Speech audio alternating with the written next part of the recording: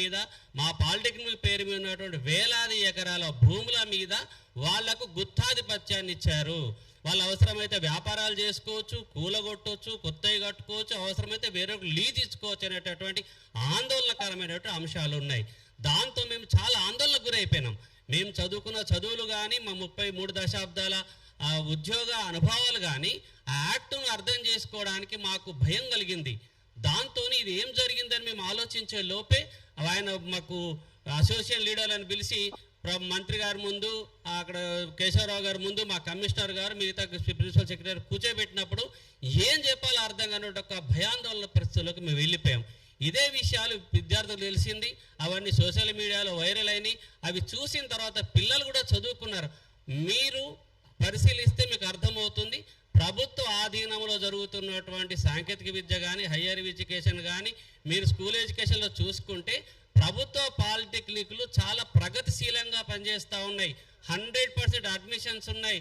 Top rankers జరిగేది మా కాలేజీలోనే. ప్రైవేట్ వాళ్ళు ఎన్ని ప్రలోభాలు పెట్టినా వెళ్ళకుండా ఇంటర్మీడియట్ ఎడ్యుకేషన్ ఎలా ఉందో మీరు చూశారు, డిగ్రీలు ఎలా ఉన్నాయో మీరు చూశారు, యూనివర్సిటీలు ప్రైవేట్ యూనివర్సిటీ దెబ్బకి అవి ఏమైతే చూశారు. కానీ పాలిటెక్నిక్స్ మాత్రం చాలా ప్రగతిశీలంగా ఉన్నాయి. ఇది ఇంజనీరింగ్ చదువుకోవాలనుకున్నటువంటి పేద విద్యార్థులకి ప్రభుత్వం ఎన్ని స్కాలర్షిప్లు ఇచ్చినా కూడా పేదవాళ్ళ జేబుల్లోంచి లక్షల రూపాయలు ప్రైవేట్ కాలేజీలకు కట్టాల్సి వస్తుంది. ఇంటర్మీడియట్ చదవాలంటే 4 లక్షలు కట్టాలి, ఇంజనీరింగ్ చదవాలంటే 2 లక్షలు కట్టాలి. కానీ పాలిటెక్నిక్లో అందరికి 95% పిల్లలకు జీరో ఫీజు మేము చదువు చెప్తున్నాం. ఎవరైనా చిన్న అటెండర్లు, చిన్న క్లర్కులు, కండక్టర్ లాంటి వాళ్ళ పిల్లలు వస్తే వాళ్ళకి ఫీజు రింబర్స్మెంట్ చెబితే కేవలం 15,000 లోపే వాళ్ళ చదువు అయిపోతుంది. ఇంత ఎందుకు ఇక్కడికి వస్తున్నారు? మరి పాలిటెక్నిక్ చదివిన పిల్లలు నేరుగా ఇంజనీరింగ్కి వెళ్ళొచ్చు. వాళ్ళు లక్షలు పోసి కోచింగ్లు తీసుకోవాల్సిన అవసరం లేదు, లక్షలు పోసి ప్రైవేట్ స్కూళ్ళ కాలేజీలు చదవాల్సిన అవసరం లేదు. ఒక రాచ మార్గంగా ఉంది. అలా చదువుకున్న పిల్లలు ప్రపంచవ్యాప్తంగా అత్యున్నతమైనటువంటి ఈ కంపెనీలలో ఉద్యోగాలు చేస్తున్నారు. ఇలాంటి స్థితిలోంచి మా పిల్లల్ని ఒక్కసారి నెట్టేస్తే మేమేమైపోతాం అనుకుంటున్నాం. ఇప్పుడేం చెప్తున్నారు, మీకు జాతీయ ఇంటర్నేషనల్లో జాబ్లు ఇస్తామంటున్నారు. ఎక్కడో మిడిల్ లాంటి దేశాల్లో కంపెనీలు వచ్చినాయంట. రేజ్ ఇండియా మీ సమిట్లోకి వచ్చి వాళ్ళు 600 కోట్ల రూపాయలు మేము ఇస్తాము, మీకు డెవలప్ చేయడానికని. చాలా అధునాతనమైనటువంటి బిల్డింగ్లు ఇస్తాము, ల్యాబ్లు ఇస్తామంటున్నారు. మావి చాలా అత్యున్నతమైన ప్రమాణాలతో మాకు ఇప్పుడు ఎక్విప్మెంట్ ఉంది. మా ఎక్విప్మెంట్ చెక్ చేసి మాకు NBA అక్రిడేషన్ ఇచ్చారు, నేషనల్ బోర్డ్ ఆఫ్ అక్రిడేషన్ ఇచ్చారు, ISO 2000 అక్రిడేషన్ ఇచ్చారు. మేము కేవలం గవర్నమెంట్ రికగ్నిషనే కాదు, AICTE రికగ్నిషన్ అంటే భారతదేశంలో అంతర్జాతీయ స్థాయిలో ప్రమాణాలు కలిగిన ఇన్స్టిట్యూట్ వర్ధిల్లుతున్నాయి, ఆల్రెడీ బాగున్నాయి.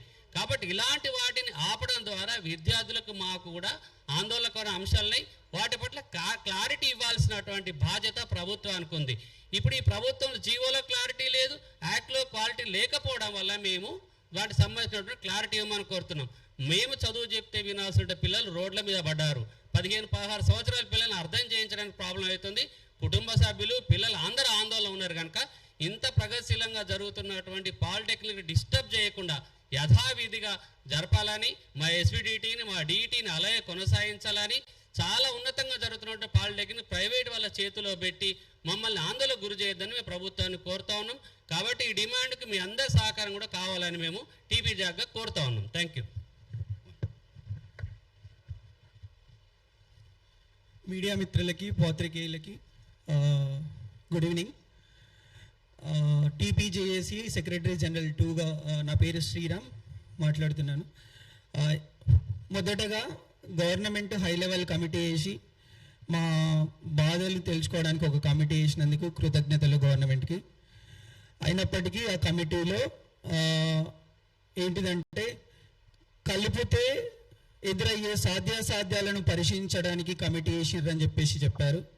మేమేమంటున్నామంటే జీవో 97లో ఉండే ఫస్ట్ పాయింట్లో రోమన్ నంబర్ 4లో polytechnics comes under skill university అని చెప్పారు.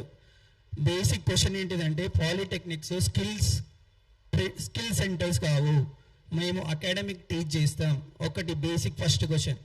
నెక్స్ట్ 80% ఉన్న స్కిల్ ఇన్స్టిట్యూషన్స్ ITIలను ATIలని కలిపితే ఎట్లాంటి ప్రాబ్లం లేదు. కాబట్టి సమాజం నుంచి కానీ, విద్యార్థుల నుంచి కానీ, ఇంటలెక్చువల్ నుంచి కానీ ఇప్పటి వరకు ఎట్లాంటి వ్యతిరేకత రాలేదు. ఎప్పుడైతే జియో 97లో పాలిటెక్నిక్లు కలిపిన మన నెక్స్ట్ మూమెంట్ నుంచే విద్యార్థులు రోడెక్కారు, అధ్యాపకులు శాంతియుతంగా ప్రజాస్వామ్యబద్ధంగా నిరసన తెలుపుతున్నారు. ఎందుకు అనంటే చూడండి, ఇక్కడ మేము అన్ని విద్యా సంస్థలన్నీ school education, intermediate education, engineering education, అన్ని ఎడ్యుకేషన్ ప్రైవేట్ పరం, దాదాపుగా 80-90% ప్రైవేటీ పరం అయిపోయినాయి. కాబట్టి ఒకటే ఒక సంస్థలు, విద్యా సంస్థలు చాలా విజయవంతంగా 95% మొత్తం పేద బడుగు బలహీన వర్గాల పిల్లలందరూ మా పాలిటెక్నిక్ విద్యను చదువుతున్నారు. కేవలం 15,000, చాలా అతి తక్కువ ఫీజు. ఇంత తక్కువ ఫీజులో ఎగ్జామినేషన్ ఫీజు కూడా కట్టరు దాంట్లో. నెక్స్ట్ ఇంకొకటి ఏంటిదంటే, మా పాలిటెక్నిక్లో స్కిల్ యూనివర్సిటీలో కలిపి మా ఆస్తులని తీసుకువెళ్ళి స్కిల్ యూనివర్సిటీకి అప్పగించి వ్యాపారం చేసుకోవచ్చు, వాణిజ్య కార్యకలాపాలు చేసుకోవచ్చు అని అనుకుంటే, మా కాలేజ్లో ప్రస్తుతానికి 1955లో జవహర్లాల్ నెహ్రూ గారు కట్టినప్పుడు ఉన్న కాలేజీలు దాదాపు 10 దాకా ఉన్నాయి. ఆ 10 కాలేజీలు మా ఇన్ఫ్రాస్ట్రక్చర్ ఓన్లీ 30-40కి కట్టిన కాలేజీలలో ఇప్పటికీ మేము 66 మందిని పెట్టి ఒకటే క్లాస్లో ఇప్పటికీ టీచ్ చేస్తున్నాం.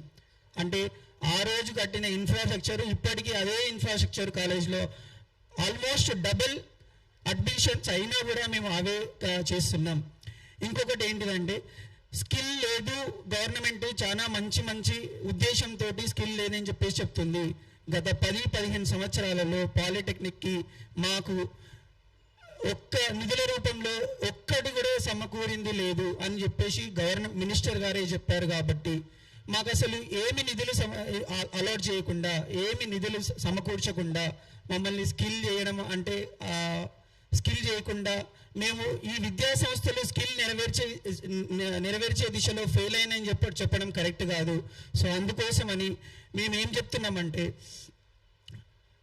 ఏ అయితే స్కిల్ సెంటర్స్ ఉన్నాయో తెలంగాణలో, ఆ స్కిల్ సెంటర్స్ అన్నీ తీసుకెళ్ళి స్కిల్ యూనివర్సిటీలో కలిస్తే ఏం ప్రాబ్లం రాలేదు.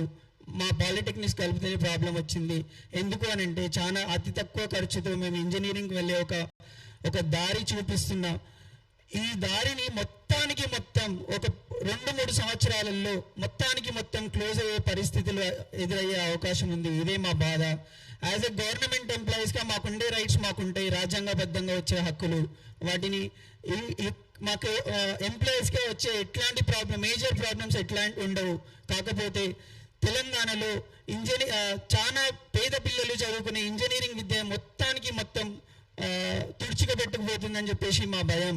సో కాబట్టి ఇప్పుడు మనం గమనిస్తున్నాం, ప్రైవేటు విద్యా సంస్థలు నారాయణ, శ్రీ చైతన్య వీళ్ళు ఎట్లా అంటే అపార్ట్మెంట్లలో పిల్లల్ని కొక్కి లక్షల ఫీజులు వసూలు చేసి చివరికి పోయేది ఇంజనీరింగే. మా పిల్లలు జస్ట్ స్వేచ్ఛగా చదువుకొని 3 సంవత్సరాలు కేవలం 15,000 ఫీజు కట్టి అదే ఇంజనీరింగ్ కాలేజ్లో, అదే మంచి ఇంజనీరింగ్ కాలేజ్లో మా పిల్లలు చదువుకుంటున్నారు.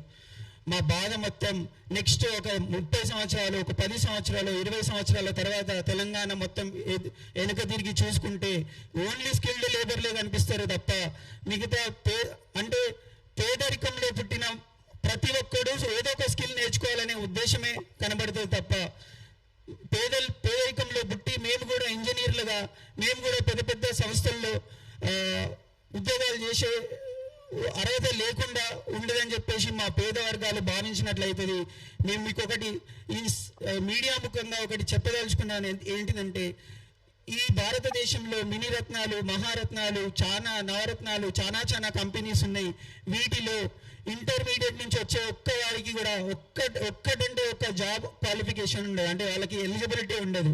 కానీ మా పాలిటెక్నిక్ విద్యార్థులకి మీకోసం, మన సమాజం కోసం, మన తల్లిదండ్రులకి, మన తెలంగాణ పిల్లలకి, మన పేద పిల్లలకి తెలియాలనే ఉద్దేశంతో మీ అందరి ముందులో ఇది చదవాలనుకుంటున్నాను. అది ఒక్కసారి వినాలని కోరుకుంటున్నాను. ఇవన్నీ నేను చదివే అన్ని కంపెనీలలో డిప్లొమా ట్రైనీస్కి సూపర్వైజర్గా, సబ్ ఇంజనీర్గా, జూనియర్ ఇంజనీర్గా చాలా అవకాశాలు ఉంటాయి. అందులో మొదటిది DRDO, DLRL, BDL, RCL, DMRL, Midhani, BHEL, BEL, Transco, Genco, ECIL, HAL, railway, ATC, BSNL, railways, BEML,